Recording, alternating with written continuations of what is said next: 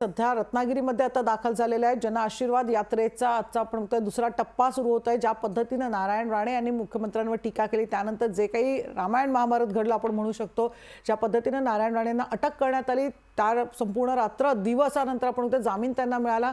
2 दिवस यात्रा खरं तर थांबवण्यात आली होती आणि आज पुन्हा एकदा यात्रेला सुरुवात होते। रत्नागिरीमध्ये नारायण राणे आता पोहोचलेले आहेत। छत्रपती शिवाजी महाराज यांच्या पुतळ्याला नारायण राणे आता पुष्पहार अर्पण करून जनआशीर्वाद यात्रेला आता आरंभ होते। मात्र कोकणात सध्या परिस्थिती बऱ्यापैकी नियंत्रणात आहे। एकीकडे आपण बघतोय कोकणामध्ये मोठा पोलीस फौजफाटा सध्या तैनात करण्यात आलेला आहे। संचारबंदी लागू करण्यात आलेली आहे, त्यामुळे कोणताही आपण सध्या कारवाई होताना दिसत नाहीत। मात्र असं असलं तरी राणे समर्थक किंवा भारतीय जनता पक्षाचे कार्यकर्ते मोठ्या प्रमाणात जमा झालेले आहेत, हे मात्र नक्की। भाषा का इस्तेमाल आप बार बार करते हो, ये क्या पॉलिटिक्स करने का भी एक तरीका है। हम सब पॉलिटिक्स में है, हम सब पब्लिक लाइफ में है, हम एक दूसरे के ऊपर टीका टिप्पणी आरोप प्रत्यारोप करते हैं। डेमोक्रेसी में ये सब चलता है हिंदुस्तान को।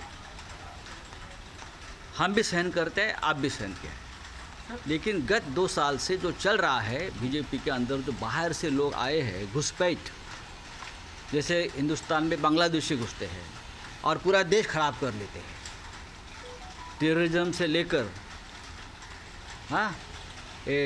क्या बोलता हो, नार्को यानी अमली पदार्थ, तो ऐसा ही हो रहा है ना। भारतीय जनता पार्टी की शुद्धिकरण की ज़रूरत है। बहुत बड़ी पार्टी है, बहुत बड़ा काम हिंदुत्व के लिए पार्टी ने किया है। हमने 25 साल उस पार्टी के साथ निकाले हैं। मुझे मालूम है बाला साहब ठाकरे जी और अटल जी के क्या रिश्ते थे, बाला साहब ठाकरे जी और अडवाणी जी के क्या रिश्ते थे, बाला साहब ठाकरे जी, उद्धव ठाकरे जी और मोदी जी के क्या रिश्ते थे और है, हमें मालूम है।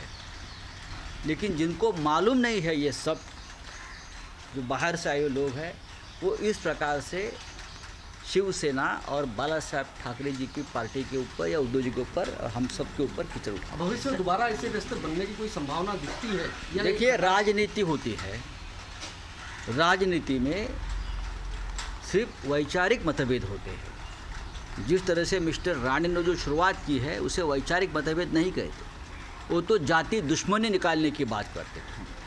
अगर आप जाति दुश्मनी, कोई भी हो, किसी भी पार्टी के लोग हो, आप राजनीति में जाति दुश्मनी के लिए काम मत करिए। आप देश के लिए काम करिए, आप राज्य के लिए काम करिए। जो आपको अपनी बात रखनी है, आप डेमोक्रेसी में बहुत से मंच पर जाकर अपनी बात रख सकते हो, चाहे मीडिया हो, चाहे पार्लियामेंट हो, चाहे जनसभा हो। अगर आप जन आशीर्वाद यात्रा पूरे देश में निकाल रहे हो तो मुझे बताइए, हर राज्य में जन आशीर्वाद यात्रा चल रही है, कौन से राज्य में इस प्रकार का बखेड़ा खड़ा हुआ? सिर्फ महाराष्ट्र में क्यों? क्या आप इस बारे में सोचा है कभी? भारतीय जनता पार्टी के महाराष्ट्र के नेताओं ने? बिहार में चल रही है, पश्चिम बंगाल में चल रही है, उत्तर प्रदेश में चल रही है, हरियाणा में चल रही है, सब जगह पे चल रही है।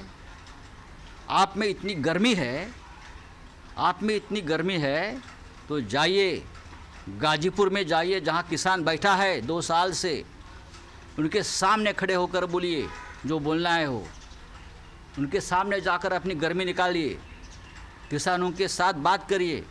वहाँ जाने की हिम्मत नहीं आप? सर, लास्ट क्वेश्चन, दोनों पार्टियां कभी एक साथ आ सकती है, ऐसी कोई संभावना? देखिए, बात ऐसी है, हमारे रिश्ते ना कभी खराब हुए थे ना कभी खराब होंगे। हम एक वैचारिक बंधन से हमेशा जुड़े रहे हैं और वो बंधन हिंदुत्व का है। हम अलग हुए हैं, लेकिन हमने कभी एक दूसरे से जाति दुश्मनी का माहौल नहीं बनाया। कभी भी हम एक दूसरे के कार्यालय के ऊपर पत्थरबाजी नहीं की थी, एक दूसरे के कार्यकर्ताओं के ऊपर हमला नहीं किया था हमने। लेकिन ये इसलिए हुआ है कि जो बाहर से आए हुए लोग हैं बीजेपी में, वो चाहते हैं कि इस प्रकार का संघर्ष चले और हमारे नेतृत्व को आगे जाने दीजिए। उससे सबसे एखाद्याची जन आशीर्वाद यात्रा असेल आणि ती योग्यरित्या चालू असेल तर त्याच्यामध्ये कुठच्याच पक्षाला काही अडचण असण्याचं कारण नाही। आपण या जन आशीर्वाद यात्रेतनं बघितलेलं आहे की वारंवार माननीय उद्धव साहेबांवर टीका, उद्धव साहेबांची बदनामी, त्याच्यातनं काही प्रसंग घडलेले आहेत। मी देखील रत्नागिरीमध्ये आहे, मी आता सिंधुदुर्गामध्ये आहे। याचा अर्थ असा नाही की त्यांच्या यात्रेवर कुरघोडी करण्यासाठी मी कॅबिनेट मंत्री म्हणून इथं आहे। आज उदय सामंत यांच्या प्रतिक्रिया आपण बघितली. उदय सामंत पालकमंत्री असलेल्या रत्नागिरीमध्येच ही यात्रा आता सध्या सुरू आहे. उदय सामंत यांचा बालेकिल्ला समजला जातो.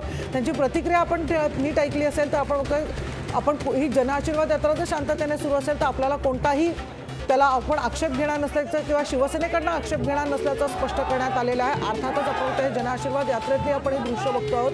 शिवाजी महाराजांच्या पुतळ्याला यावेळी पुष्पहार अर्पण करून या जनआशीर्वाद यात्रेला आता सुरुवात झालेली आहे. आशिष शेलार, प्रसाद लाड या जनआशीर्वाद यात्रेमध्ये नारायण राणे यांच्याबरोबर सहभागी झाल्याचं आपल्याला सध्या बघायला मिळते. आज ही जनआशीर्वाद यात्रा थेट रत्नागिरीमध्ये असणार आहे, राजापूरमध्ये असणार आहे, तर कणकवलीमध्ये ही यात्रा थांबणार आहे, तर उद्या सिंधुदुर्गमध्ये ही यात्रा असणार आहे. या सगळ्याच्या पार्श्वभूमीवर संपूर्ण कोकणात सुरक्षा व्यवस्था अतिशय कडक करण्यात आलेली आहे. केंद्रीय मंत्री नारायण राणे यांची ही जनआशीर्वाद यात्रेला आता दुसऱ्या टप्प्याला आता सुरुवात झाल्याचं आपल्याला बघायला मिळतं. मोठ्या प्रमाणात भारतीय जनता पक्षाचे समर्थक, नारायण राणे समर्थक या ठिकाणी जमा झालेले आहेत.